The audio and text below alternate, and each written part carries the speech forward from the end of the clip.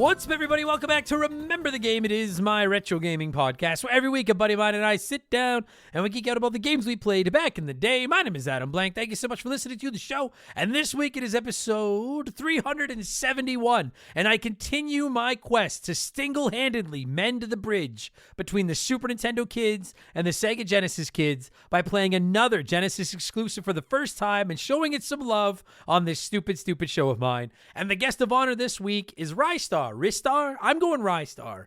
R-I-Star. Ristar, Ristar, Restar. I'm going Ristar. Rye. I like Rye. I'm going Ristar. I've known of this one for quite a while. I feel like Ristar kind of gets lumped in with games like Rocket Knight Adventure and Dynamite Headdy as these kind of like weird platformers with weird mascots that never really hit Sonic levels of stardom, you know? Not that that's a bad thing. I love Rocket Knight Adventures, for the record. You can hear that review in the archives. I've not played Dynamite Headdy yet, but I'm very interested in playing it. And Ristar has intrigued me for years because I love platformers. And this one, I love the art style of this one and everything. But I always assumed that it was like Genesis's Kirby, just based on like the kiddie art style. Like the main character is a star with arms.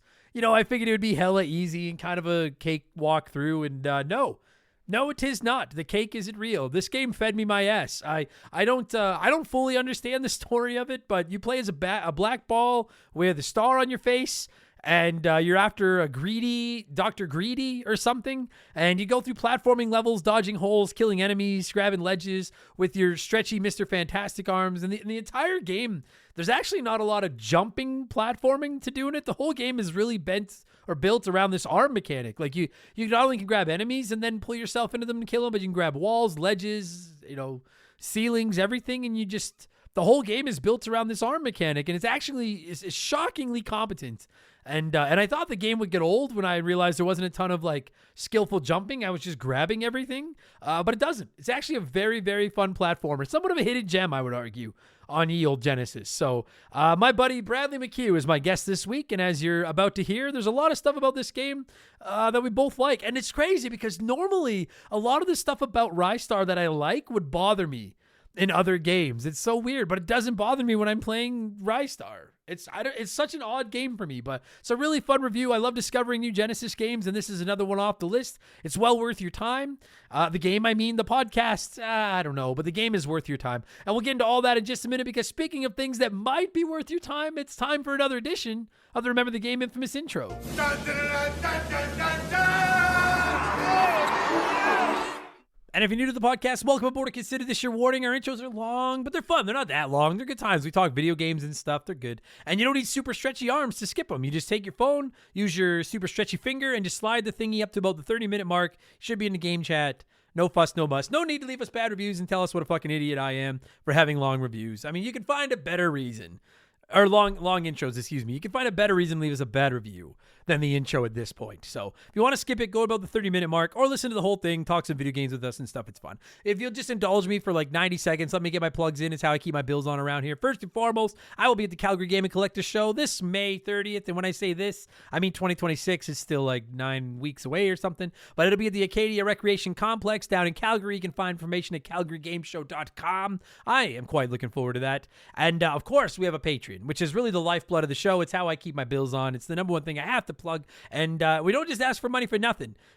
Chips for free. We actually publish up to 4 additional shows most weeks. They have no ads in them, and you can start listening for as little as $3 a month. And not only do you get additional shows, but you can write into the podcast, you can vote on the games we cover, you can join our 1,500 plus member Discord, and you get instant access to hundreds upon hundreds of archive bonus episodes. Actually, expansion pass number 300 goes live tomorrow, so you'll get instant access to 299 previous expansion passes with the 300th tomorrow. And I also do Patreon streams at 11 a.m. most Mondays through Fridays, so you can come by and check it out over there and talk with me while I'm playing games and recording podcasts and stuff as well. And in addition to all that other stuff you get for supporting us on Patreon, you get a shout out and get to hear me mispronounce your name like I am guaranteed going to do to at least one of you this week. A huge thank you to our newest Patreons, Ricky Kakashi, Dale Cope, Jason... this is the one I was worried about. Hoish? I like Hoish. Hoish sounds cooler. I'm going Hoish. Jason Hoish.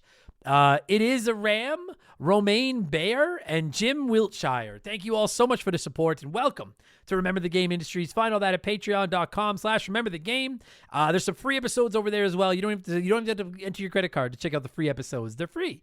And if you do decide to sign up for a full year, we'll give you the 12th month on the house, and we donate some of that money to charity as well. So it just wins all around. That's enough blowing myself. Let's blow some of you by blowing in some cartridges. It is our opening segment here on the show. I read a few comments and questions from our patrons, usually gaming related, but not always. And we call this segment Blowing in the Cartridge.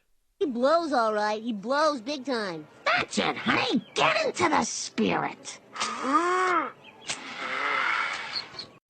Let's blow. Our first blower this week is Austin Wright, who wrote into us over on the old Patreon box and said, Adam, I know most of us give a game we pick up the old college try. What's the quickest you've bounced off of a game and why?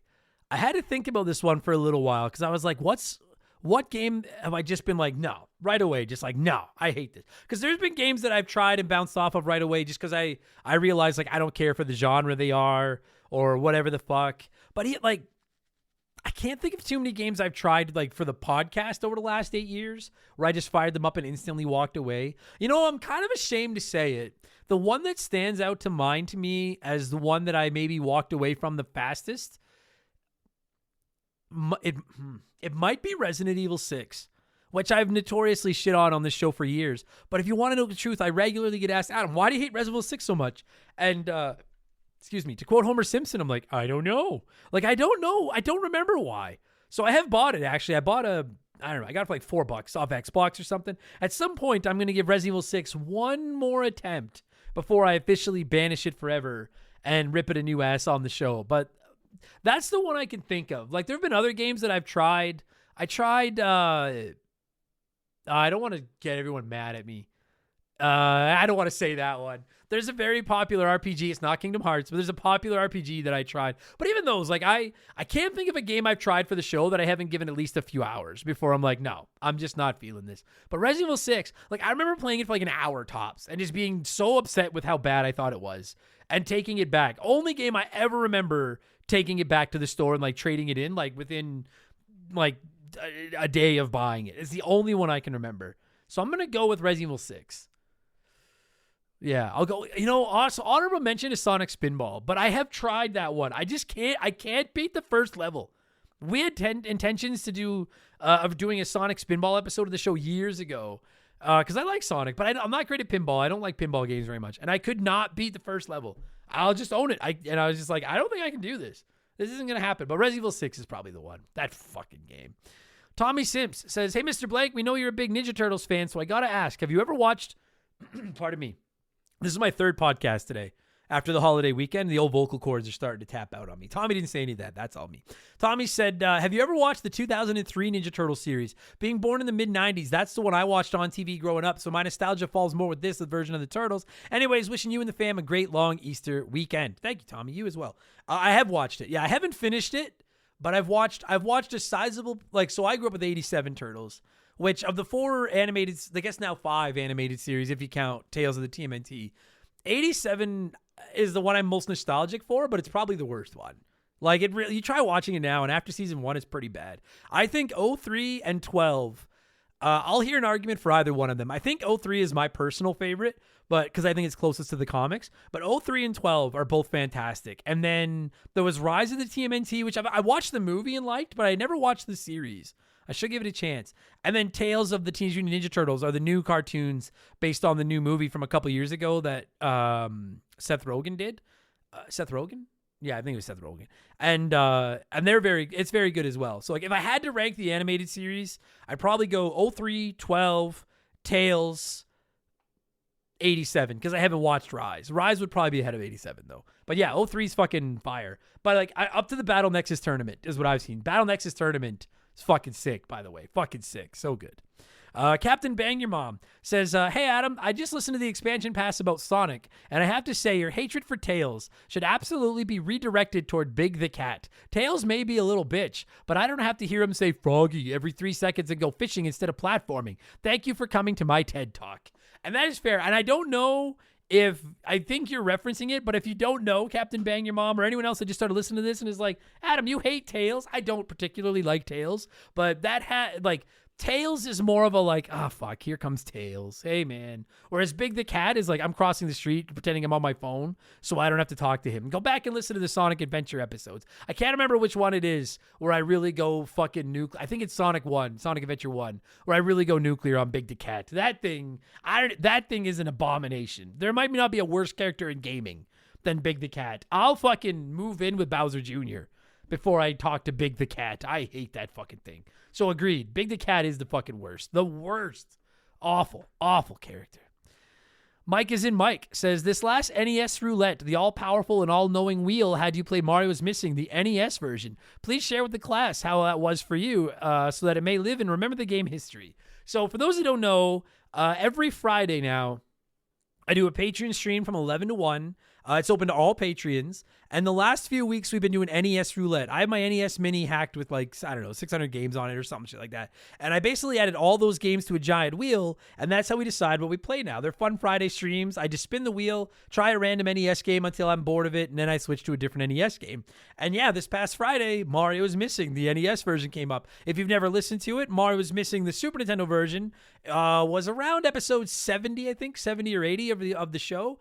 Probably the most infamous episode of Remember the Game ever, except maybe Echo the Dolphin. I detest that game because I got it for Christmas as a kid for my SNES, thinking it was like a sequel to Super Mario World, only to find out it's a crappy educational game with a Mario coat of paint on top, and it probably ruined many childhoods and many Christmases, not just mine. But I never played the NES one, so I did play through San Francisco and New York on the NES version. And well, I will say it still absolutely sucks and it's a piece of shit. I will go on the record right now and say NES Mario is Missing is superior to SNES Mario is Missing. They both suck shit. And maybe the only reason I don't hate the NES one more is because I didn't own it growing up, whereas I did the Super Nintendo one. But at least the NES one, you see the world map and stuff. I felt like there was a little bit more to do. It didn't feel quite as annoying. It's still just a crappy educational game, but it's a slightly less crappy educational game. And for the NES, it's got pretty good fucking graphics too.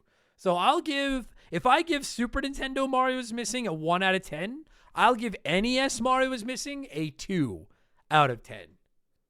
Which is twice as good as the SNES one. Fucking garbage games, though. Fuck, I hate those stupid educational games. God damn it. And on that note, Martin Leander Moynichin Brantizag says, hi, Adam. What would be the ultimate fuck this shit, I'm out of here when it comes to future Mario games for you? Can be genre, game mechanic, story, or something else entirely. You know, when I initially saw your comment, Martin, I thought, granted, I know I'm a fanboy. Everyone knows it. It's fine. At first, I was like, I don't think there's anything that the Mario franchise could do to make me, just walk away from it altogether. It's my favorite franchise. I'll pay more if they want me to. I try most of the spin-off games. I like the sports games and the kart racers and all that. It's my favorite series. I just like Mario a lot. That said, the only way I think I could ever fully fuck this shit, I'm out of here when it comes to Mario, is if they were to switch to nothing but educational games. If they just went, if fucking, I don't know, is there a company out there that's known for just making educational games now, like there used to be back in the day? If there is, if they were to buy Mario from Nintendo and then just be like, moving forward, we think Mario who would have thought learning would be fun? If that's what they decided to do with them, that'd be it for me. I'd probably just cross the lines and come be a Sega kid with all you Sega-nites. But other than that, I don't think there's anything. It would take a lot, man. That's my DNA. I've been playing Mario since I was 3 years old, probably. 86. I was born in 83, so probably by the time I was 4, I was playing Mario for sure. So yeah, it would take a lot to get that out of my system, but more Mario is Missing might fucking do it. Awful. Ricky Kakashi says, hey, Adam, what are your thoughts on eventually covering the SmackDown versus Raw series? 100% they'll happen at some point, Ricky. I get asked a lot, hey, you're going to cover these. And I just wanted to address this because next week it's the week of WrestleMania. And despite my incredibly lackluster enthusiasm for WrestleMania this year, I do want to cover a wrestling game to lead up to Mania on Saturday and Sunday. So next week for episode 372, we're covering SmackDown 2 Know Your Role from the PS1. I've been replaying it. Good. It was better then than it is now, but it's still good times. And I do eventually, like once that one's done, we've covered most of the I don't think we've done WCW World Tour, but we've done the other horsemen from the 64 wrestling games. We've covered most of the retro wrestling games I want to cover. We'll probably be moving into like the SmackDown and like versus Raw and like Here Comes Your Pain. We've done more of those. Those will probably happen over the next few years. I've been slowly collecting them with the intention of starting to do reviews of them. So we will move into those at some point because I have played them all, but I'd have to replay one to review it because they all kind of bleed together after a while. That's all. You've got the Shinning. Says, curious drunkard with nothing better to do on a Saturday night here. I respect that honesty. So you don't like RTSs, fair enough, but do you like turn-based tactics? But you do like turn-based tactic games. So what about real-time tactics? Examples, Full Spectrum Warrior, Aliens Dark Descent, or the PC Army Men games before Sarge's Heroes. You know what? You intrigued me by asking me that because, yeah, I don't care for real-time strategy games at all, but I do love turn-based tactics games like your Final Fantasy Tactics and your XCOMs and Fire Emblems, etc. So I looked up real-time tactic games and found a Wikipedia page listing real-time tactics games, and I can say with fairly strong certainty there's not a single game on that list that I've ever played. Ever. So I'll ask you this, loyal listeners or haters or whoever you are. As someone that adores turn-based tactic games but hates real-time strategy, would I like real-time tactics? Or is this like a 2-topping sandwich where I adore one topping and hate one topping, and as a result don't really want to eat this sandwich? And if I should try one, preferably on console, which one would y'all recommend for a real-time tactics? Not real-time strategy games. I fucking hate those. But I'm curious. Shinning, I'll leave it to you and anyone else that wants to weigh in the comments. Let me know. SailorMan82 says, we hear that Echo is like the worst game you've ever played, and we know that Kingdom Hearts won't see the day of light on Remember the Game, which is cool by me. Ghosts and Goblins is my number one hardest game that I've never completed, followed by Ninja Turtles. Nintendo hard is a true term of hardness. Using the term Nintendo hard, is there a modern game you would put in the class of Battletoads, Ghosts and Goblins, Silver Surfer, etc.? Or do you think games have given that up? I don't think games today, so like most of you are aware, but like NES hard is its own thing. And I don't think games today are made to be NES hard. I think games were made NES hard back in the NES era because the games were only like 90 minutes long. So if you didn't make them hard enough that it took players multiple tries to beat them, they'd beat them in like a day and then they would sell them or fucking get rid of them or rent them and then never have to buy them. Like, Ninja Turtles on the NES should not have been as hard as it was. But it's one of the best-selling games on the NES, and part of that's because kids would rent it, not be able to beat it, and then get their parents to buy it. So I think that mechanic, not that there's not hard games today, but I don't think developers have to make their games hard just to keep you playing, like they did back in the 80s and stuff. If I had to give you, what would be a modern game that I would qualify as NES tough? Maybe Celeste. The only difference is that Celeste had like constant saves and checkpoints, whereas NES games would be like, oh, you died too many times. Fuck you. Back to the start. Derp. Celeste, maybe Cuphead are two of the toughest ones that I've played recently, but even they're still much more forgiving. I don't think I'd enjoy a modern game with all the NES like warts on it. Oh, you only have 6 lives, and when they're all gone, go back to the square one, do the whole fucking game over again. Like, just cheap as fuck. I don't know if I'd even enjoy that by a modern game standard. But Mega Man 9 is fucking pretty tough too. But I'll go Celeste and Cuphead because they're probably the two toughest modern games that I've played that I can think of anyways, because I don't do the Souls likes. And they're not NES tough anyways. And then finally, before we move on, it's letter time. Tins says, hey, Adam, I know at times we're all a little tough on the look and performance of early 3D era consoles and games, but just think about the what ifs for a moment. We could have easily ended up with an entire generation of Bubsy 3Ds and worse. It would have been like that ugly teenage phase middle Pokemon evolution that everyone tries to forget about, but of gaming eras. Anyways, I used to hate on the Nintendo 64 like you do, but I've come around on appreciating it now. Or appreciating it more. That's all, folks. Enjoy a long weekend. And I just wanted to say, because that's one of the things I get a lot of feedback on is my disdain for the Nintendo 64. Just to be clear, like, I grew up, it's not like I'm new to the Nintendo 64 and don't like it. I was in high school with my Nintendo 64. And while I do still hate it, I don't think you can go back on the episodes and find a clip of me denying the 64's impact on gaming. I was just texting with a buddy of mine about the 64 this weekend and how well, I think most of its games have aged like milk. Its impact is undeniable. Like Mario 64 and Ocarina of Time, just those two games. I don't think it can be denied the impact that those two games have had on the world of video games. Mario 64 it wrote the script. It wrote the script for 3D platformers. So I do agree. I've got a nostalgic soft spot for the 64. I'll always love the wrestling games. And yeah, it's like games that I love now, like The Last of Us and Mario Odyssey and stuff like that. Like, would we be playing those if it wasn't for Mario 64 and the Nintendo 64? I don't know. So like, I agreed. I'll always, you know what the Nintendo 64 is to me? It's Bret Hart.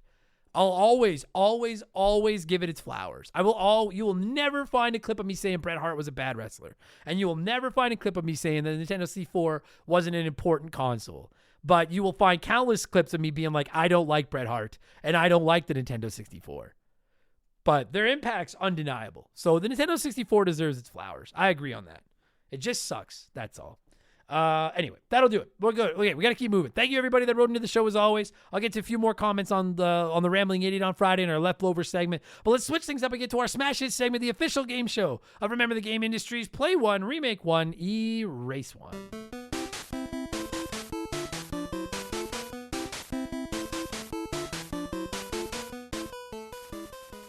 And a huge thank you to Classic Concentration from the NES for unknowingly providing us with the theme music for the show. The rules are simple. Every week, I give our patrons 3 retro video games. They can play one as it was released, remake one as a modern game, and the third is erased from time forever. As always, there are no wrong answers, but there is a right one. We'll get to that in just a minute. And this week, we're talking Ristar, so I went with 3 Genesis... one's not really a platformer, but platformer/games with kind of mid-tier mascots. And that is Rocket Knight Adventures, Dynamite Headdy, and Vector Man. And a whopping 42% of you said you'd play Rocket Knight Adventures, remake Vector Man, and erase Dynamite Headdy. So let's see what a few of you had to say here, and then I'll tell you what the right answer was. Larry White. No, Barry White. No, it says here Larry White. Says play Rocket Knight Adventures because it's a great game already. Remake Vector Man. I would leave the graphics and gameplay alone, but I'd add more substance. It was way too bare bones. And then I'd erase Dynamite Headdy. Even though it had the pedigree of being a treasure game, it's just not fun. Really? There's a lot of you. I haven't played it. There's a lot of you writing in erasing Dynamite Headdy. But I was just shocked to hear it's not fun. It looks fun. Is it not fun? Wow. All right. I'm gonna have to try it soon. I am gonna try it soon. It's the next Genesis game I really want to get to is Dynamite Headdy. Dale Cope says, honestly, I had a Sega as a kid, but I never got my hands on Vector Man and always wanted to. I think it should get a fresh coat and it would play really well as a remake. Rocket Knight Adventures already has some modern ports in 2010 and looks good enough to play both versions, so I'll get it off Steam and start playing it this weekend. Dynamite Headdy, well, it looks nice at first. We could all just forget about the creepy bosses, especially the baby head monstrosity. Let's leave it in the past. So now I got one person saying Dynamite Headdy's not fun and one person saying it's full of creepy baby heads, which should negate the not fun thing, shouldn't baby? All right.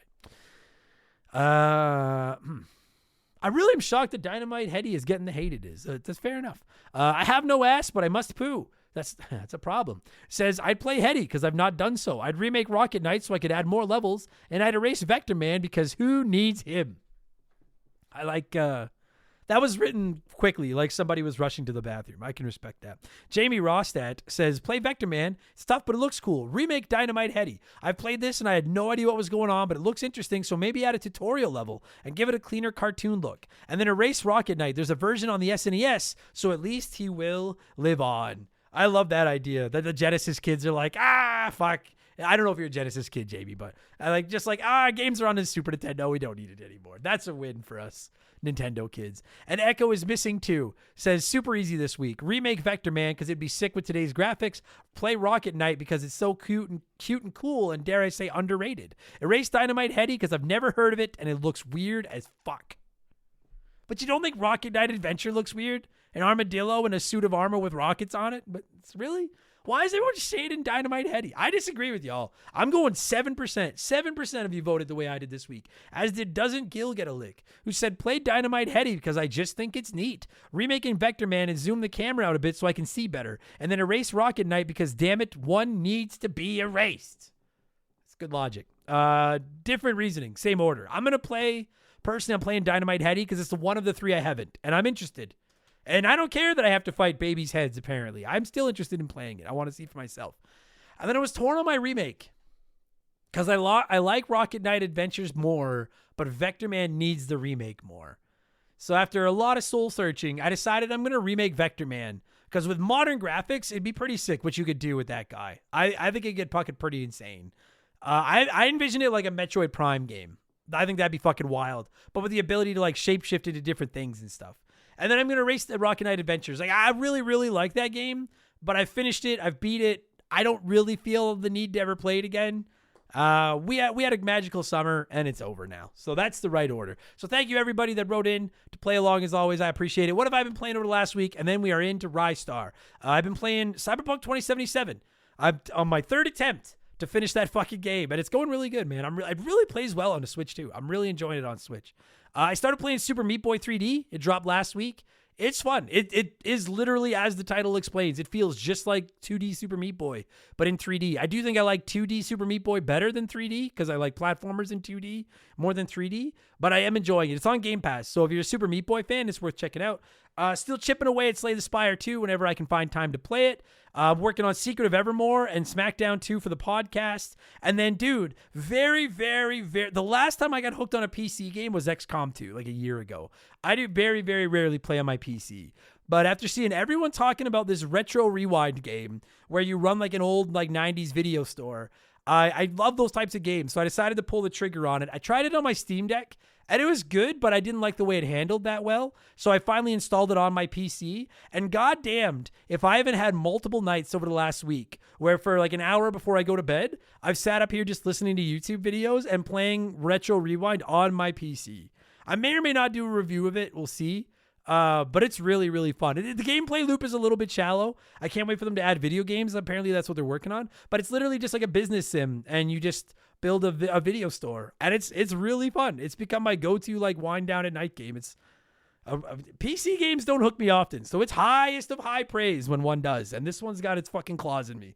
Retro Rewind, check it out. It's pretty sick. It's very nostalgic, very, very good time. So that's what I've been playing. Okay, so here's what's gonna happen. I need a drink of water, so we're gonna take a pause. I'll play you the retro game ad. We'll let a sponsor in to peddle their wares, and when we get back, it's all about Ristar as my dog takes my slipper. Oh, you little bitch. Remember, the game will return after these messages. Genesis does. 16-bit arcade graphics. You can't do this on Nintendo. Genesis does. 16-bit sports action. You can't do this on Nintendo. Genesis Does. Genesis Does. Genesis Does. Genesis Does. Genesis does. Get Joe Montana free, Pat Riley free, Buster Douglas free, Super Monaco GP free, or Collins free. What Nintendo?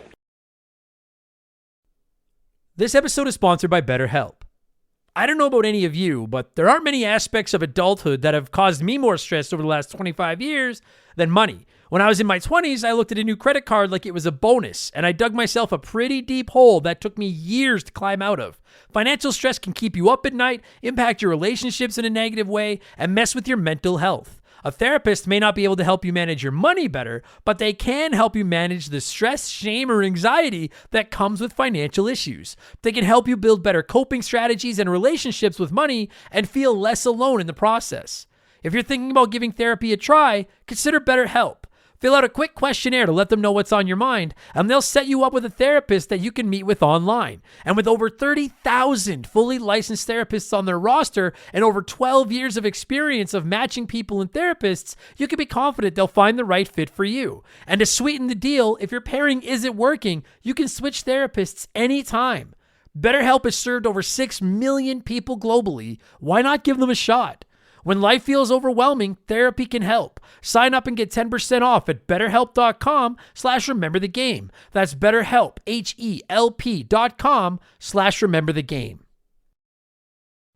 All right, my friends, let's talk a little bit of Ristar. As always, I'd like to let you nerds sound off on the game we're covering before my guest and I ramble on. And we had some comments this week, so let's see what some of you had to say about this little game. Gilded Jackal said, I remember beating this game a long time ago. It was astoundingly not bad. The game looked amazing. It didn't bust your balls, but it didn't hold your hand either. The biggest drawback was trying to grab things at an angle because it had to be a perfect input or you ate shit. Bless these callous thumbs of mine. That is fair. I found it tougher. I mean, I think, frankly, I found it tougher than the majority of gamers do. Maybe I just suck at video games. But I feel like platforming is like the genre I'm probably best at. And this one gave me some fits. We're going to get into that in a second. This one gave me some struggles, but it was good, though. Not a bad way. Not a bad way. Detective Beans said, I've been waiting for you to review this one, Adam. Definitely an underrated gem from the Genesis. I used to rent it over and over from the video store that was further down the street than our normal stop because only they had this title. Great fun platformer with a fair amount of challenge. I definitely think it's a sleeper. I think this is one that some Genesis, based on the comments where I had a bunch of people being like, what the fuck is this? People miss this one. And I wish they had it because this game's fucking pretty sick. If you can hear the squeaking, it's not all me like ripping squeaky farts or anything. It's my dog who decided that she wants attention right now. I'm working. Timmy the Exuberant Turtle said, Ristar deserves more love than it gets. It looks, plays, and sounds great. The go-go gadget arm mechanic is novel and a lot of fun. It's missing that certain indescribable magic that makes it a certified classic. But if you like these kinds of games, you're going to walk away from Ristar having really enjoyed your time. That's a well-said point, because it is missing something. I don't know why, but I agree it's missing something. Dr. Lemington said, this is one of my most favorite platformers of all time, and I'd love to see it get a sequel. Underrated gem of a game. I'd like to see it brought back to you. Genesis, Sega's bringing back everything else. Bring back Ristar. Why the fuck not? And bring back Jet Set Radio, please. Yeah, we'll just go with those for now. SNES Life said this is a really pretty game with a good soundtrack, and I'm sure a person with a little more determination than myself or just natural skill would do great, but I can never get the hang of the weird slingshot controls. I definitely blame this on my rather than the game. Oh, maybe on me rather than the game? How close is the E and the Y? That's 3 letters. I'm going to give you the benefit of the doubt, SNES Life, that that's what you meant. I blame you for this, too. I blame it on your, because I blame this on my. I blame this on your. Lashawsome Sauce said, my first introduction to this game was on the Sonic Mega Collection Plus for the PS2. It's a very charming and fun platformer that gets pretty difficult down the line. Furthest I've ever gotten was World 4. I'd love to revisit it and give it another shot. Thank you. Dude, this game I never beat it. You're going to hear about it. I got to the end boss. I never beat him. This game fed me my fucking ass. Bradley beat it. But he'll tell you about that. That's his job. That's what he's here for. I'm going to cue up some Ristar music. It's very good. Well, it's good. It's before I cue up the music, I'll just say it's good. It's not because I don't want to backtrack because I don't think it's as good as many think it is. But it's good. It's a very good and okay and good. I'll cue up some music. And when it stops, Bradley and I will take you back to February of 1995 to talk Ristar for the Sega Genesis. Enjoy the episode, everybody. Here we go.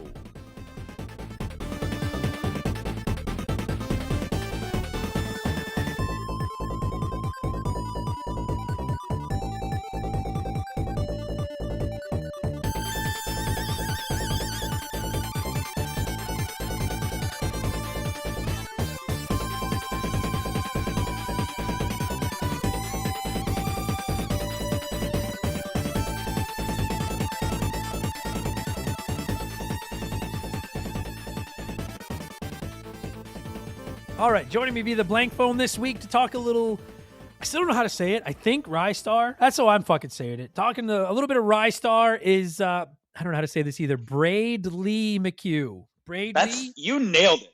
You nailed it. Everyone always says Bradley. Yeah. I have such a gift for saying people's names. It's incredible. You wouldn't believe it. I could make a living saying people's names. Bradley, how are you, buddy? How's life? I'm doing really, really well. Excited to talk about a classic Sega Genesis gem. Classic. In there. Well, I feel like this is kind of I would call this a hidden gem on the Genesis. You know, everybody, when you think of the Genesis, everybody thinks of Sonic, and probably deservedly so.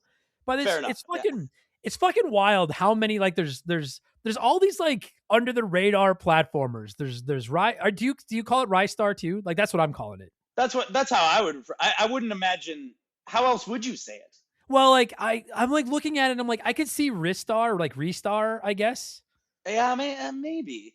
Ristar, Ristar. I'm going Ristar. I don't fucking know. Ristar is what I've been calling it. Okay.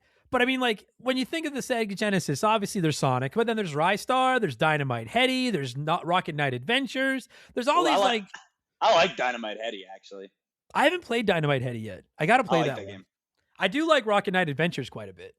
I've never played that one, but that's one. Are you like a dog in that one? You're fuck. What are you? You're not a dog. Armadillo, I think.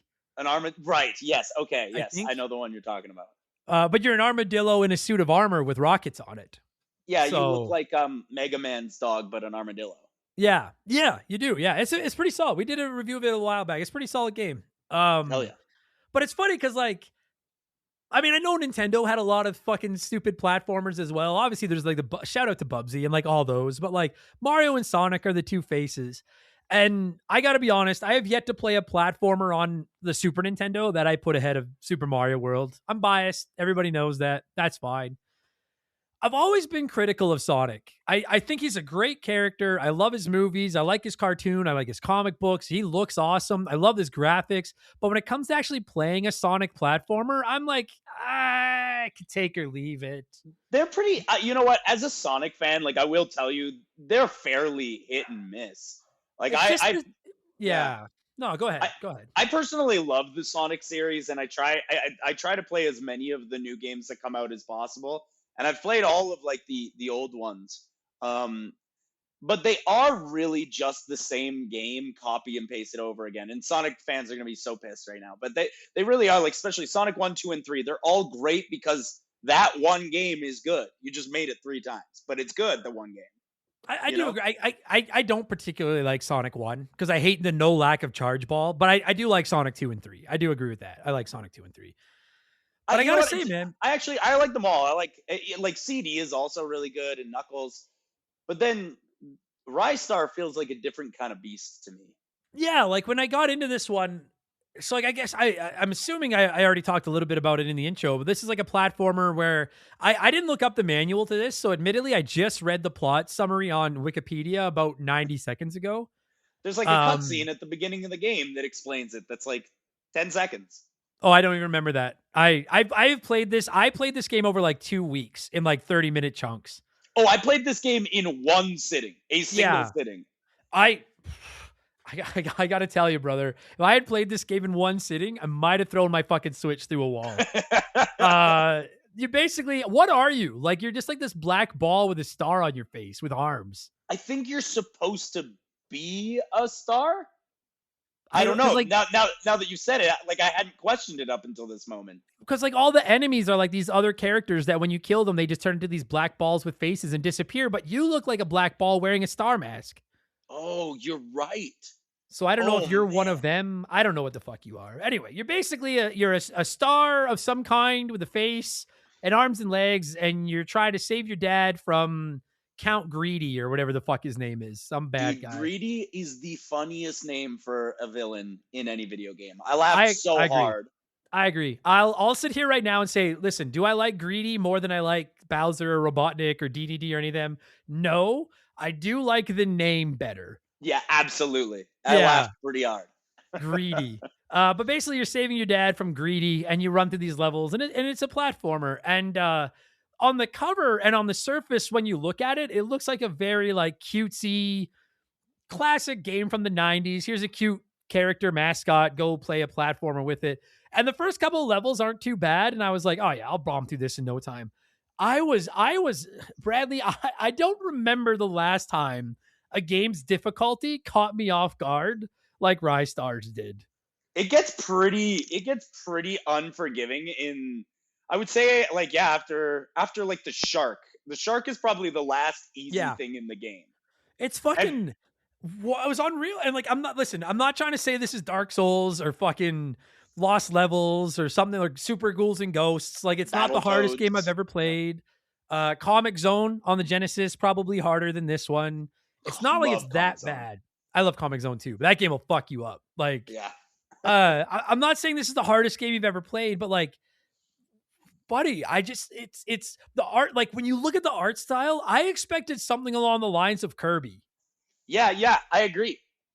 Like, you know, like maybe not baby's first video game, but something I could walk through in a couple hours. That's why I picked it for an episode. I was like, I decided nice and quick. People have been suggesting it, no problem. And then it started feeding me my ass. And I hate to admit it, but because I'm on the clock, I did resort to the save states and stuff on Switch Online. And I do think I could beat this game without save states if I dedicated, 10, 12 hours to practicing it and learning it. But this, it's if you've never played it, everybody, it is on Switch Online. You can go out and try it when we're done this episode. Do not let its appearance fool you. And I'm almost at a loss for a game that looks like it was designed for children. with Like, the big eye characters that are all smiling all the time. And yeah, and like it literally looks like you're playing through like a fucking storybook at times. Like it's very the it's, Kirby aesthetic is actually like the perfect way to define it. yeah. It's just and that's and here's the catch 22 that I've been struggling with all day today since I put this game down, is that for years on this show I have been like I've been saying I like Kirby, but why the fuck don't they give it a hard mode or give them some more teeth and make it something so somebody like me has a challenge when I play it. Now I play Ristar where I'm like, nice easy game, and it's biting me and I'm like, why the fuck is this game so hard? Why isn't it easy like Kirby? So maybe I'm the problem. Maybe it's me. Maybe I'm just I'm unpleasable. It sounds like what you want is an easy game, but you don't want to say it out loud. You know what it is? You know what it is? Like, do you remember The Simpsons where they're asking the little kids what they want, Itchy and Scratchy? And they're like, so basically you want an out of this world cartoon where they go on zany adventures that's grounded in real life, like whatever the fuck it is or something like that. And Roger Meyer Jr. like yells at all of them. He's like, you kids don't know what you want. That's why you're kids, because you're stupid. And I was like, that's me right now. I don't know what I fucking want out of this game. I like it. I liked it. But I was genuinely shocked that it had the teeth that it fucking did. Fuck me. I found that this game was fun sometimes, I guess. Fun sometimes. And I think the sometimes is very specific, and it's when you're fighting a boss. I think that's like the most fun this game has to offer. I agree. I find that the levels are just Sonic levels. They're just Sonic levels, which is fine, but Ristar moves too slow for these levels, I think. Thank you, buddy. Okay, so we'll get back to I want to circle back to the bosses and how fun it is. I liked this game. I did think this game was fun. Like, I'm going to give it a pretty good score. I did quite enjoy this game. I liked it well enough, yeah. But that was the single thing that stood out to me as well, and it really bothered me, was I was like, the enemies and their attacks and the platforming and the gameplay loop is designed around a protagonist that moves about 50% faster than Ristar does. I almost wonder if this was some sort of like sci-fi pivot of the Sonic series, and last second they were like, no, we don't want to put Sonic in space, so let's just change the character. So because I know I've had people reaching out to me being like, this game was developed by the Sonic team, and I very, very rarely do homework and talk about like facts, and you guys know that. We just talk about the games. But I will say on the Wikipedia page here, Sega asked its development team in the 90s to create a mascot to rival Nintendo's Mario, blah, blah, blah, blah, blah. They settled on Sonic the Hedgehog. Some years later, Sega developed another prototype feel with a character that used his arm to pick things up. That became Ristar. In an interview in 94, Sega marketing staff claimed Ristar was not designed by the same Sonic programming team, although much of the game's staff would later go on to create Nights into Dreams on the Saturn, the next game to officially be credited to the Sonic team. This, along with Ristar's inclusion in another Sonic-themed compilations and re-releases, would lead game journalists to retroactively label the game as developed by the Sonic team. So because I know if we talk about the comparisons to Sonic and don't address whether or not it was by the Sonic team, I'm going to get messages out the ass about it. So I just wanted to get it out there. It looks like some did, not all of them. It obviously has some Sonic DNA in it. All right, you know one thing I noticed right away? When you go into each world, that splash screen that comes up looks identical to like a Sonic splash screen. Yeah, like the one that says like round 6, Planet Flora or whatever. Colored vertical bar, colored horizontal bar, and then the screen in the background. Like I was like, that's Sonic 2, like, hey, copy my homework is what that is. Like to the spot on.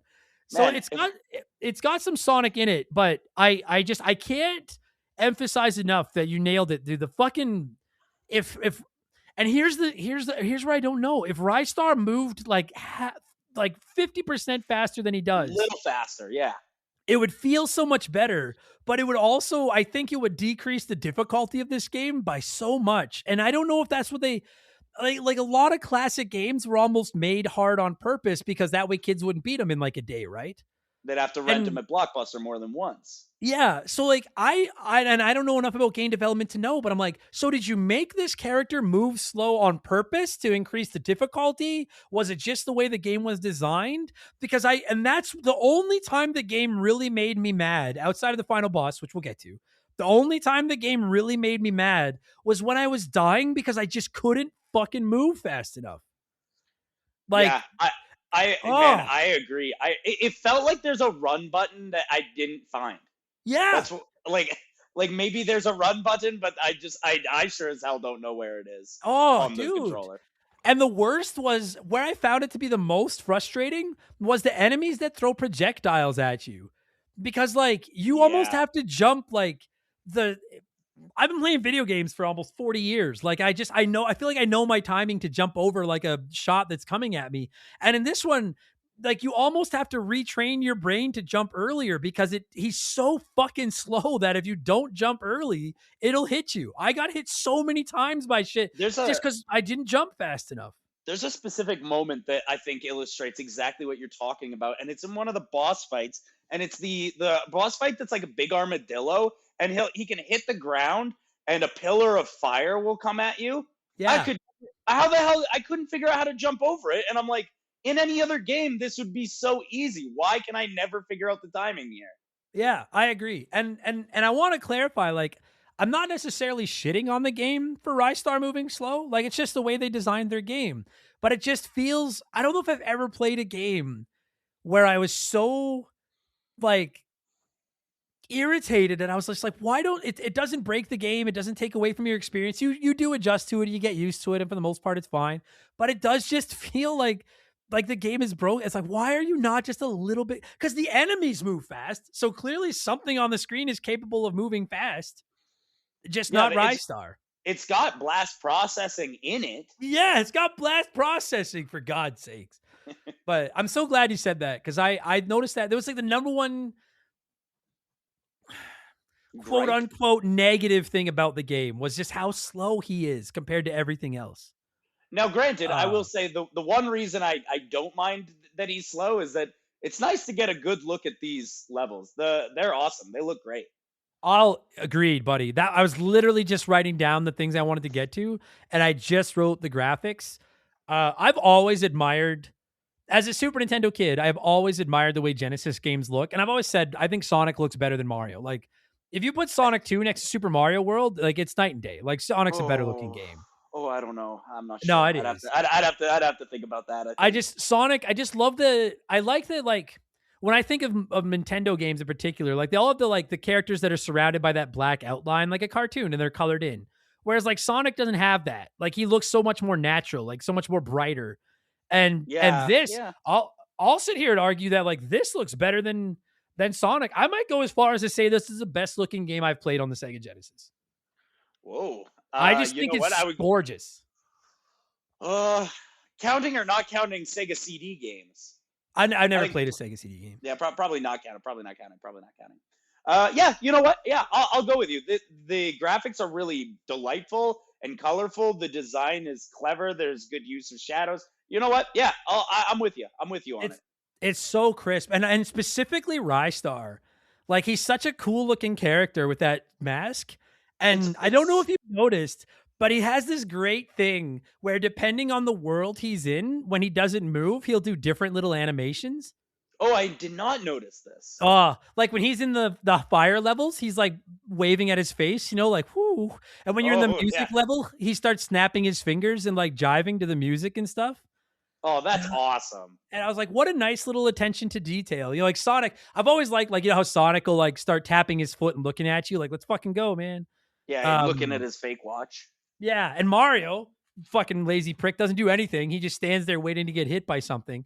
But Ristar, like the animations, I was like, this is fucking sick. Like you're not standing still very often because you're slow enough as it is. You got to keep your ass moving.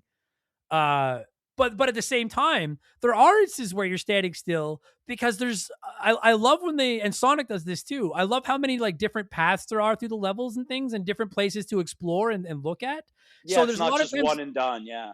yeah. So there's a lot of times where you are standing still because you're like not sure should I go up or down or to the left or whatever the fuck. And I really like that because that's a ton of replay value to go exploring and things like that. That is always what I've really liked about the old Sonic games is that because there are different paths at pretty much every second, you can play it again and it'll be a completely different game. Yeah, and I agree with that because I think there's games that do that really well, like Sonic or like Ristar, and then there are games like God bless them because I love the guy, but fucking Earthworm Jim, where I'm just like, where the fuck do you want me to go? Like, I don't even know what I can stand on here, for fuck's sakes. Like, come on. Or Man, Bubsy, stupid cat. I'd have to replay it, but because I haven't played it since like in like 5 or 6 years. But like don't remember liking Earthworm Jim like at all. I like the humor. I loved the cartoon show, but the actual game itself leaves something to be desired, in my opinion. Yeah, So, that's kind of like that's the impression I get from that game. yeah, so there's like multiple paths done poorly or done well, and I think this one does it really, really well. I agree. Now, I will say, like, I don't know how long this episode is going to be, because as much as I do enjoy this game, not the deepest, not the meatiest bone in the chicken wing basket. Yeah. I'm contractually obligated to get my break in before a certain percentage of the episode is done. So let me just get a sponsor in.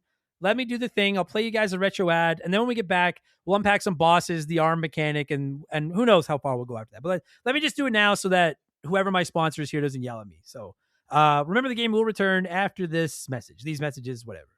What's the hottest 16-bit video game system with true arcade games, great graphics, real challenge, stereo sound, and the hottest library too, with games like Altered Beast, Golden Axe, Super Hang-On, Forgotten World, Space Harrier 2, Revenge of Shinobi, Tommy Lasorda Baseball, Truxton, Last Battle, Arnold Palmer Tournament Golf, Super Thunderblade, Zoom, Thunder Force 2, Ghouls and Ghosts, Mystic Defender, Rambo 3, and more. Genesis from Sega. Genesis, the new generation in video games.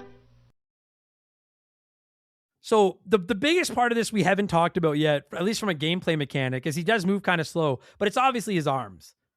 Yeah, yeah. He's always reaching out to grab stuff. I like this mechanic for the most part. I love it because, like, platforming 101 is you jump on enemies, right? And it was really cool to see a game where, like, you literally do not jump on everything hurts you. So don't jump on anything. When you hit the attack button, Ristar's arms like shoot out in front of him, and he can grab enemies, he can grab bars, he can grab pole, he can grab just about everything. And honestly, dude, like, it feels surprisingly crisp.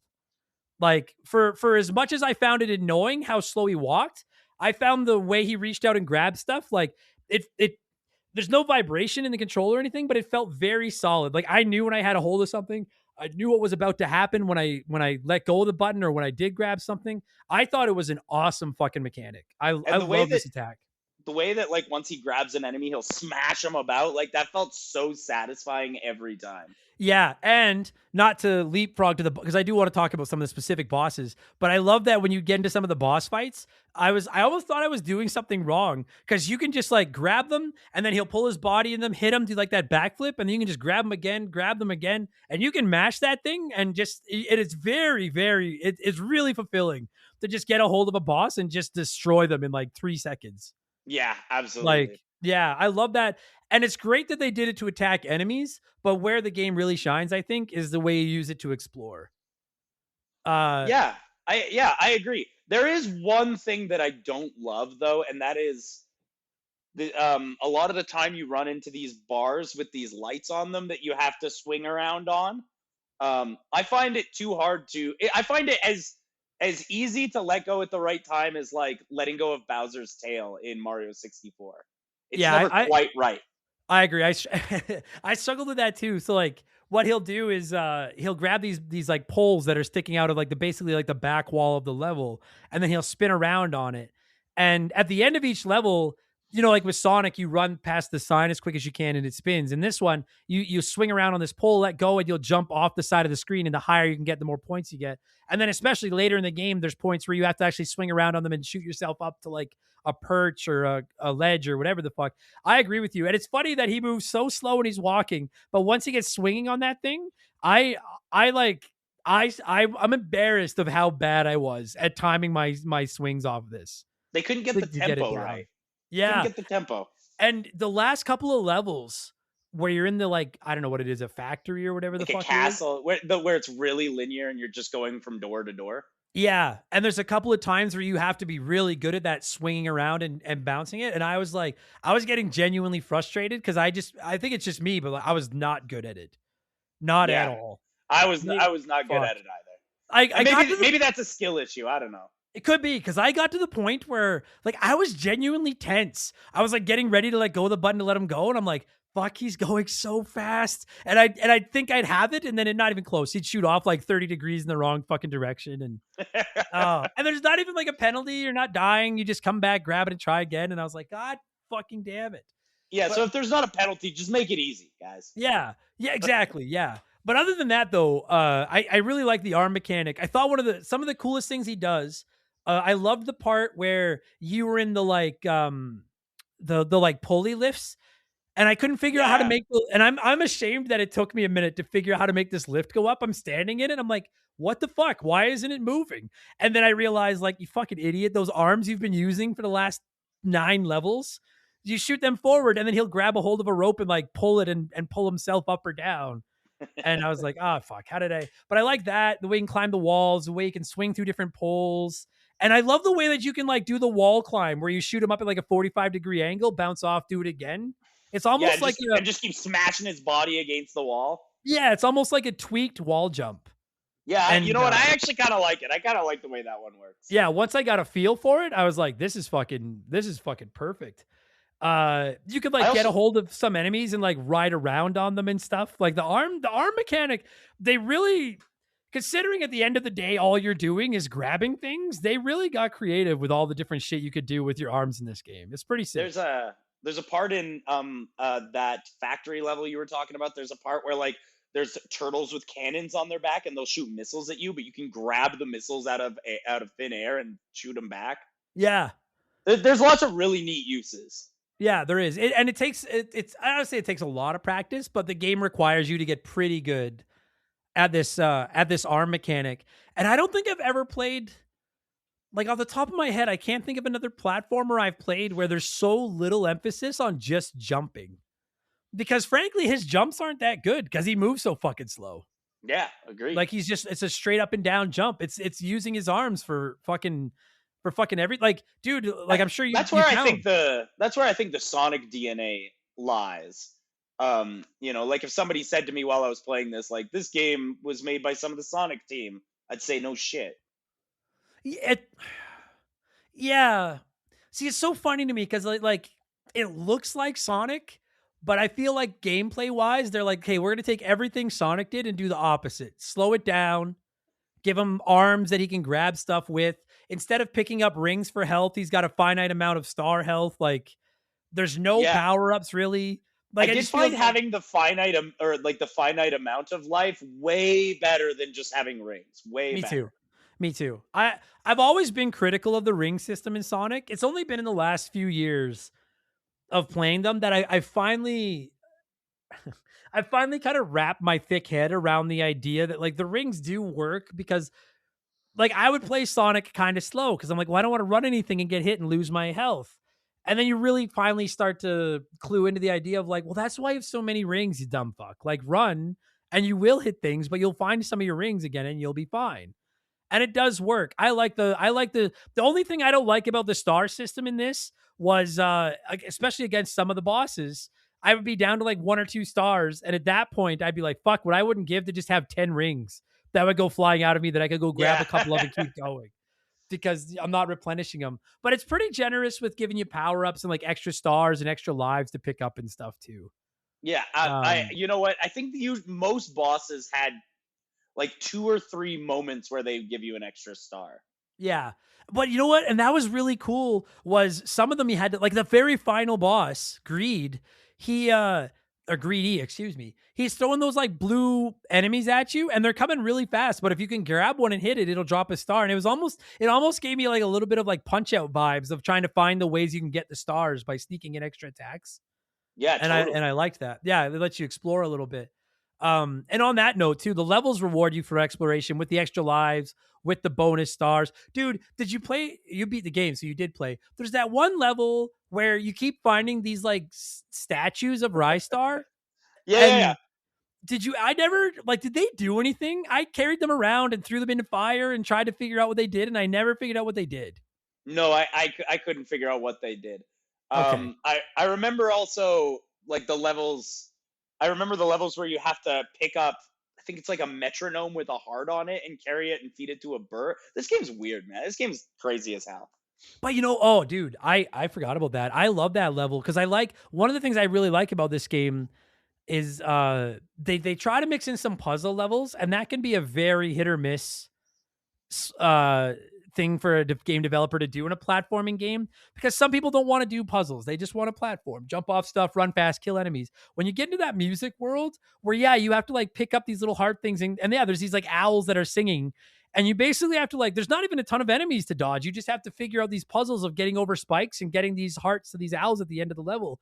And I found that to be, I love puzzle games, and I thought those were some of my favorite levels in the game because I thought that was You know so what? creative. I think the music level is the best level in the game. I love that level. It was almost like a breather too. Like after a couple Yeah. levels of fighting tons of enemies and dying over and over again, this one was like, there's not a ton in here that'll hurt you. Just avoid the spikes and get the hearts to the end. And there's some really cool, like you need to like throw the thing over like these fans that'll blow it up in the air, or put it in tunnels and let it shoot to other areas of the level. And then you have to figure out how to get yourself there. I'm ashamed. Like one of the first owls you have to get it to, there's like a pit of spikes, and then there's a bar over it that Ristar can grab and swing around, but you can't throw that heart thing over that bar. And I was there for like 5 minutes, and I'm like, Adam, this is a children's game, you stupid fuck. Solve this puzzle. And then finally I realized, just throw the heart onto the spikes, go across, and then reach over and grab it off the spikes.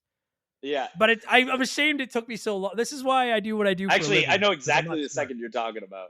Right? Like I kept trying to figure out a way to like throw this heart up onto a platform above me to like get it over.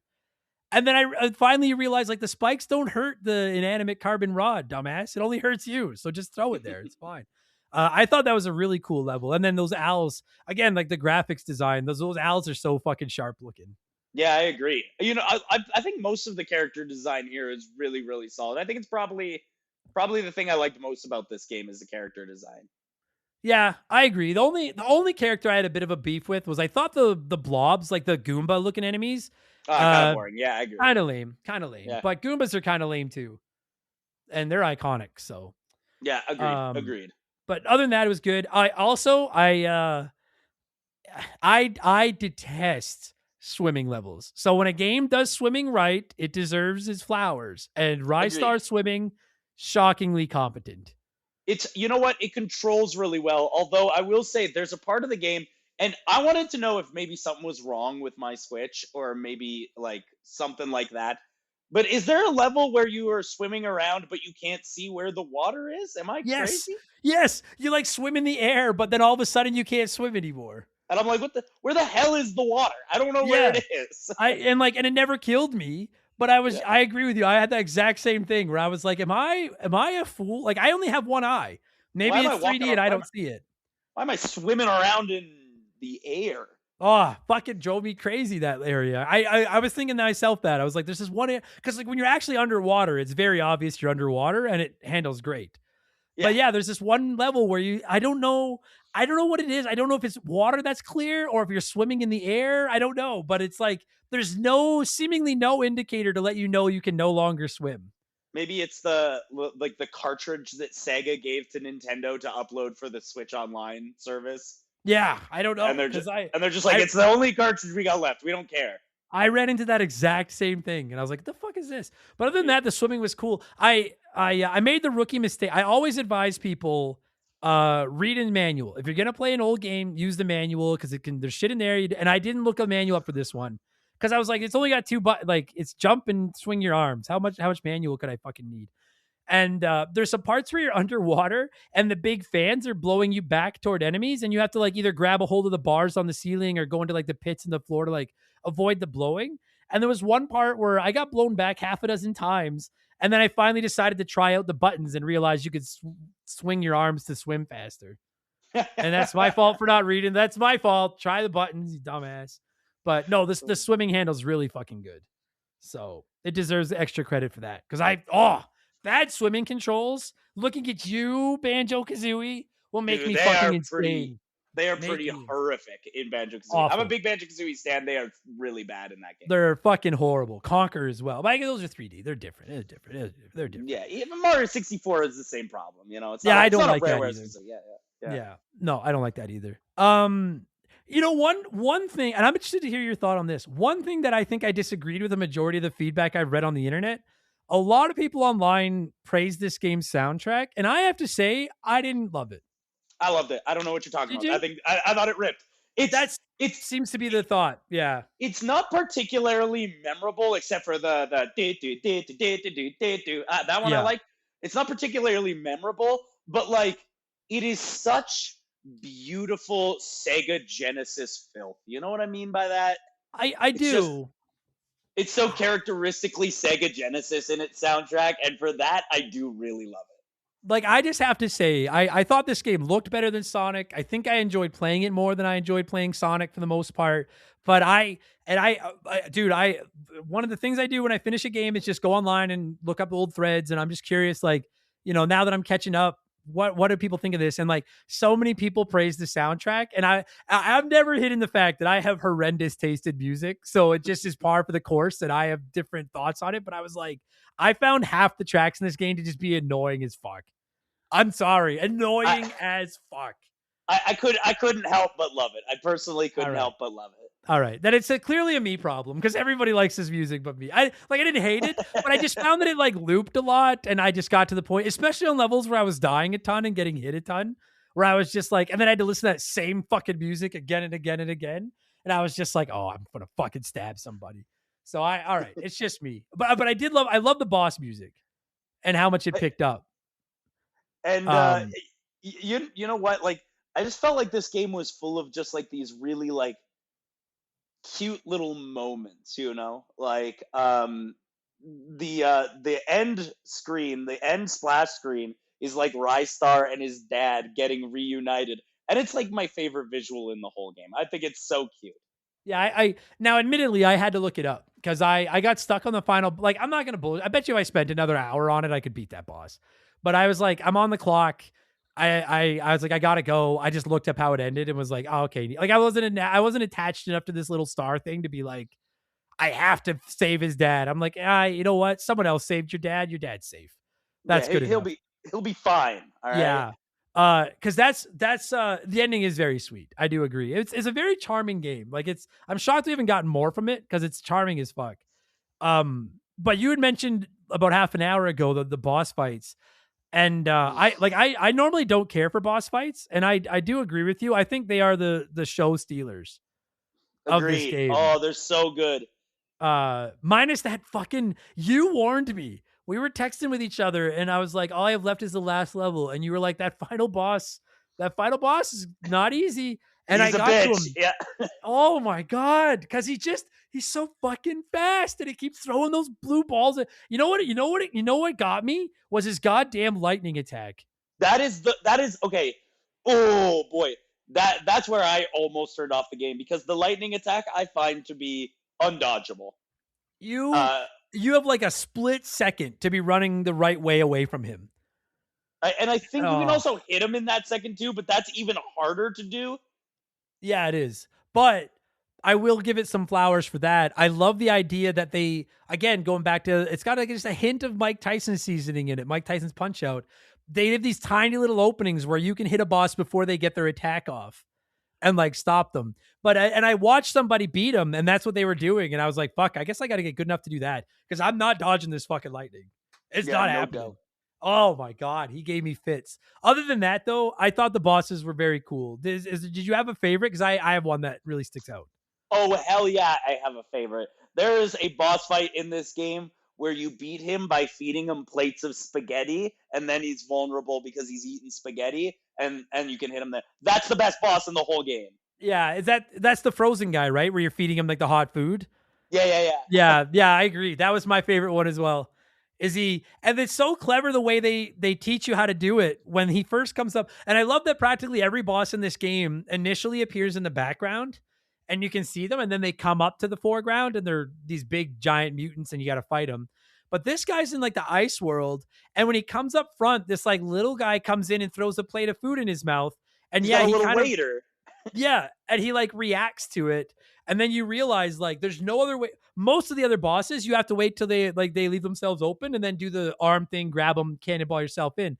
But this guy, all you need to do is avoid getting hit or eaten, and wait for that waiter guy to bring in plates of food, grab the plates of food and throw them into his mouth when it's open. And I agree. I was like, that is one of the coolest retro bosses I've ever fought. I love that fight. I was just having so much fun. I'm a big fan of Silly Goofy, and having this little plate of pasta come in and have to be fed to the boss, my exact jam. I love shit like that.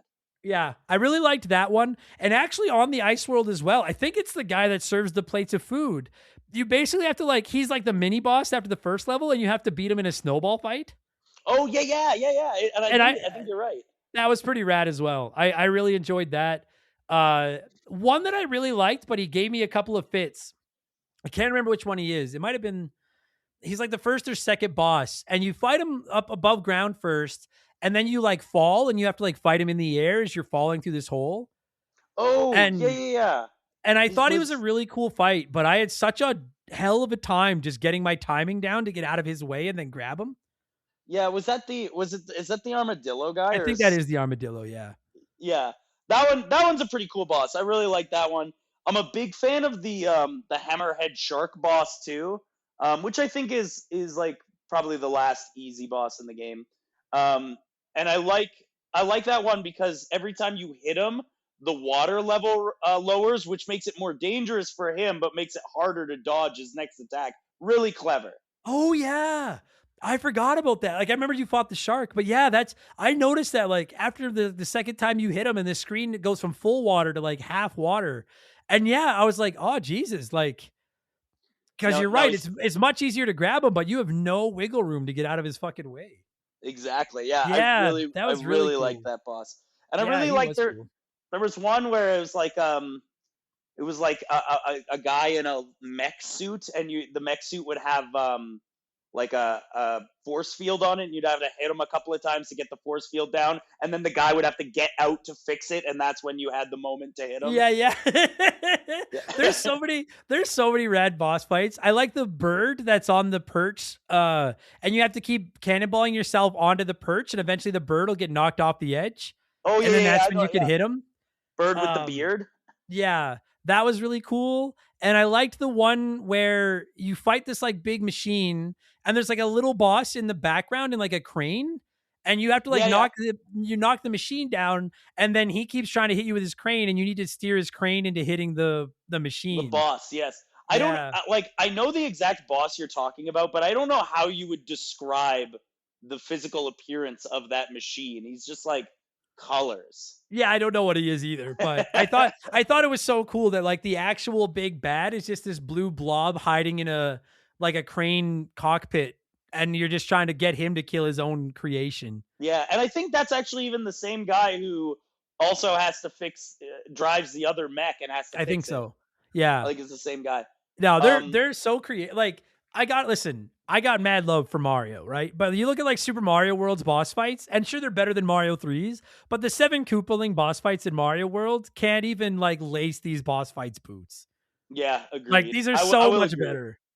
It's a lot better. I agree. The only one I didn't like is the one where you fight the Jazzbird, and it's got those 3 creepy looking Jazzbird statues that peck at the ground. Oh yeah. I thought the hats and the sunglasses. Yeah, I thought they looked cool, but compared to the rest of the other boss fights, I thought that one was kind of a little bit whatever. Not a lot of meat on that bone. I'm with you. But no, other than that, I agree. It's so funny because I really like this game, but practically everything I like about it is the opposite. I hate boss fights, but I love the boss fights. I hate swimming levels, but I love this game's swimming levels. I wish Kirby was harder. I wish this game was a little bit easier. I think Sonic is too fast. I wish this one was a little bit faster. I'm how did this game take everything I don't like about games and do it, but make it so I like them? I guess it's a testament. I didn't realize that till I'm just saying it now. And I'm it's a remember the game paradox. Yeah, that's what it is. I'm I'm starting to second guess everything. I'm going to get off here and just go play Metal Gear Solid and Souls likes and be I've changed. Everything's different now. I love all of this. I don't know. I actually think Mario's Missing's good now. Yeah, well, I'm not going to go that far, but yeah, no, it's I call the dolphin rips. Oh fuck. It's just such a funky such a funky. I've never played a game quite like this, and it was Me neither. Yeah. so not what I expected it to be when I turned it on. And I don't know I'd ever play it again, but I'm glad that I did. It was one of those games I figured I would never actually get to the end of, but I'm glad I took the time. Yeah, I am too. Even once. It's like anyone that's been listening to this show with any length of time knows I'm not a Sega kid, so like I'm learning my Sega. Like I'm still cutting my teeth in the world of Sega Genesis. And this is one of those ones that wasn't super high on my radar. Like, admittedly, when I messaged you about this, I think I was flipping between this or Dynamite Heady, and I do still want to play Dynamite Heady, but this is one of those ones I'm very glad I played it. I don't know. I looked up the price of it because I've been slowly building a retro game collection, and this one's going for $100 Canadian loose. Jesus. And I don't think I can stomach $100 to put this one on my shelf. No, I sure would. It's like 3 hours. That's $33 an hour. Yeah, and like you said, I do really like it. I just don't know if I like it. Like, I don't know if this is gonna find its way into like my top 10 Genesis games or anything. Yeah, like it's one that I'm glad that I played once, but we'll probably forget about really quickly. Yeah, I'll like it's a bona fide hidden gem though. Like, I'm so glad it's on. If you've not played it, like I mentioned it a little while ago, if you listen to this, if you have a Switch, it's on Switch Online. I don't know if it's on the Genesis Mini, but you can hack the Genesis. I'm not advising it, but you can hack the Genesis Mini very easy if it's not already on there. If you like platformers, it's absolutely worth at least giving a rip.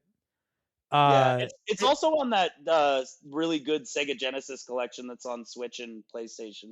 Yeah, right. Yeah. So I mean, it's worth grabbing. It's I will say this, buddy. I'm 100 billion% sure if I had been a Sega kid growing up and I had owned this game, I would have such a raging hard on for this game. Like, as you would a be kid, telling everybody that they missed out on Ristar. I would have never put this down as a kid. Like, this is right up my fucking alley. Agreed. Yeah. And I don't know what else to say. Like I said, it ironically does everything I kind of would have said I don't want it to do, and it all works so well. Like, I don't have a lot of qualms with it. Yeah, I remember like when I was a kid, we had this game, but we had it through the Sonic Mega Collection on GameCube, which is so funny now because I think that Mega Collection has 7 games on it. But I think Ristar was on it, and that was kind of like my first exposure. Fuck, that makes me feel. You're like, oh, when I was a kid, we played GameCube. I'm like, fuck, thanks, Bradley. Thanks, buddy. I was out at the bars and then drinking and then playing GameCube after the bars. Fuck me, Jesus Christ. I saw this video and I sent it to my brother and I said, this video makes me feel a million. And it's a guy who is a YouTuber and he's got a GameCube and he's like, never ever have I played a retro console this old. Yeah, the graphics are terrible, but at the very least, and it's just like this really young YouTuber like talking about the fucking GameCube like it's a ham radio. And I'm just sitting here feeling like a million years old. Dude, I don't mean to sidebar because like everyone's like, listen, there are people older than me that are like, I grew up with the Atari and Pong. Sure, totally. And they're like, like I was in college playing NES and Super Nintendo, and I'm like, I grew up with the NES, Super Nintendo, and I was in high school playing 64 and GameCube and stuff like that. But like it really hurts the bones in my body, literally, to think that like there are gamers now that are like the GameCube, the PS2, like that era. They're like, oh man, my parents said they had this when they were a kid. And they're like, you know what I mean? And I'm like, Jesus fuck, like we're getting fucking old, buddy. Oh my God. Well, like somebody pointed out to me that the Wii U is as old as the NES was when the GameCube was out. That's crazy. And that blows my mind. Also, if I could, because I'll be honest, I don't think I'm ever going to cover a Wii U specific game on this pod because I sold mine and I'm not buying another one. But I just want to, I know this is a Sega Genesis episode. We're going to wrap it up in a minute. But I just want to say shout out to the Wii U. I loved the Wii U. I still have my Wii U. I actually still play it here and there. I really like it. Yeah, I will say it was a horrible design. Like, there's a reason it failed. Like the gamepad was great in the sense of like I could play Mario Kart while I was watching TV, but I get why no third-party studios wanted to touch that thing with a 20-foot pole. It was a dumb decision, but it was also like made of like Mattel plastic. It felt like a little baby's toy. Yeah, but I liked it though. Shout out to the Wii. Shout out to the Wii. Yeah. There's some good shit that's trapped on there. The Wind Waker Twilight Princess remakes, free them. Yeah, 100%. All right, you ready to? I think we're good. Are you ready to score this thing? I think we've said everything we wanted to say about Ristar so much that we started talking about other stuff. Yeah, we started talking about the Wii U. So yeah.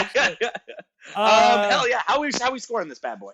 How about it retails now for 105 Canadian. So let's go out of 105.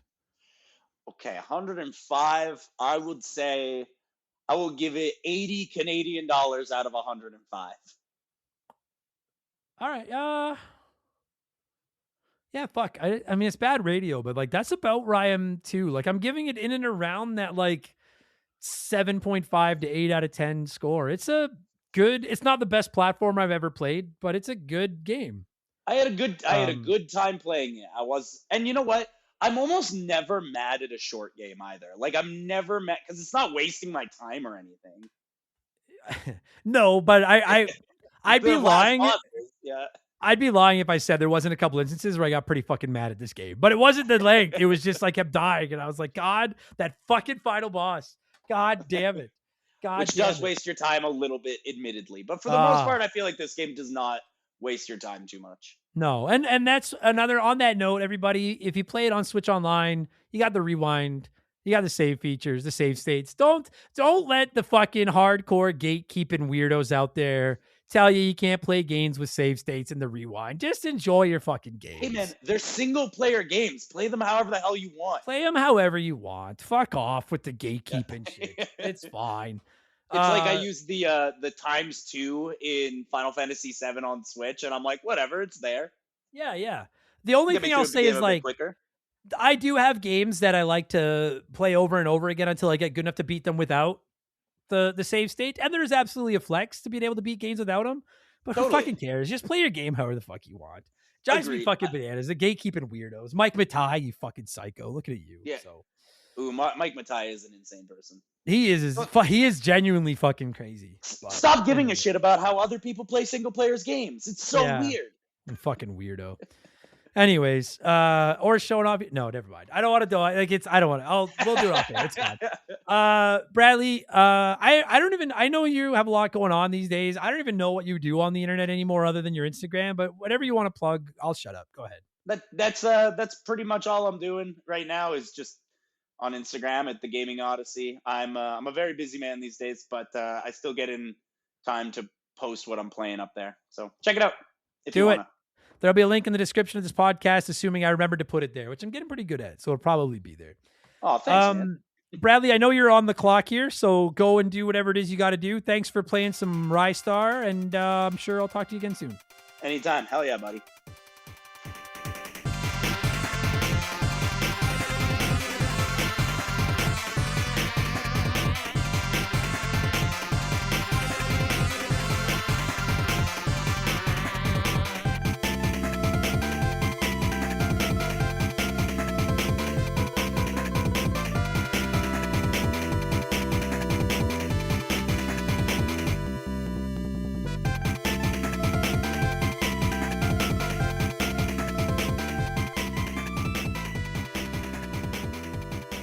That is going to do it for this week's episode. Bradley, thank you so much for giving me a call and talking a little Ristar. And every single one of you nerds listening to this, whether it's your first Remember the Game, your 371st Remember the Game, or some crazy random number in between, thank you so much for the support. I appreciate it. I know there's a ton of retro gaming shows out there, and you flew with us. That makes you special. Don't let your teachers tell you differently. You're all special. Very special. Find Bradley on Instagram. I put the link to his profile in the description because admittedly off the top of my head, I can't remember what his handle is. Gaming Odyssey, but I don't remember if he has like a the or whatever in there. But anyways, it's in the description of this podcast, so find it. Tell him I sent you. Go over there. Links to all my social medias are in there too because I'm on the Twitter and the Facebook and the Instagram and the Reddit and all that, so you can find me wherever you want. And of course, never forget, we have a Patreon. $3 a month is all it takes to get you in the door. Literally hundreds and hundreds of podcasts available the second you sign up, including Remember the Game, ad-free, 371 episodes with timestamps, and all the new ones moving forward. If you are a Patreon, I'll be back tomorrow with Expansion Pass number 300,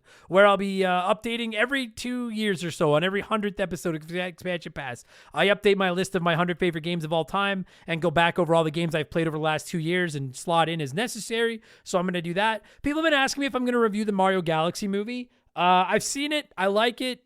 I'm leaning toward no right now because I just don't really know if there's enough there for me to talk about for an hour. I know people are bringing up Easter eggs, but I think I need to give it another watch before I could really get into that. So I'm just going to say I liked it. I ignore the reviews. Like, if you don't like it, I just don't think you like Mario.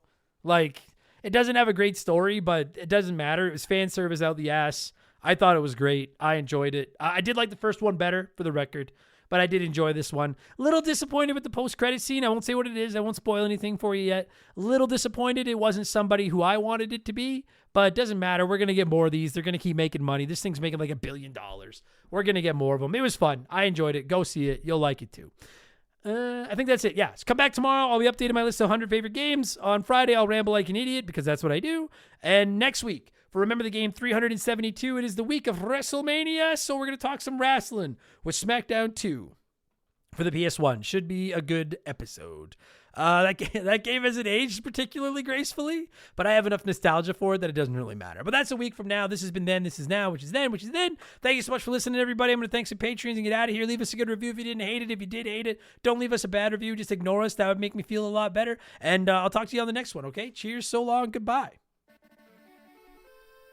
Remember the Game is brought to you by our Patreons. I couldn't puke up all the content I churn out every week without all of your support. The following people are the senior executive vice president level or higher on the old Patreon box, and as such, I'm obligated to say all their names as quickly as I can. So, huge thank you to Remember the Game Hall of Famer, Slick Motherfucking Rick, Make Mellow Magic Money, Sharonic, J Nasty 15, Jort King Keegs, Dissect That Dan, Chris Fleury, Andrew Wright, Jordan, Eldest Millennial, Lilbine Fufu 89, Angry Ticks, Dave Thompson, No One Cares, Scott Brooks, Aaron Lawson, JSK Fusick, A-Town, Morgan, Zane Donovan, Ryan Kinchin, Mike Maloney, G9PSX, Wolfgang Darren, Andy Hudson, Doogie, Wolf Magic 21, Johnny from Virginia, Squints, Dean Donian, Titan 420, Jeff Bergeron, Randy Barrage, Just a Fish, Uncle Jim's Country Fillin'. That's fucking, I get that reference. Gross. Holmes, Zach Shepard, Triple Three, Chugger 22, Elijah Burns, Discount Psyop.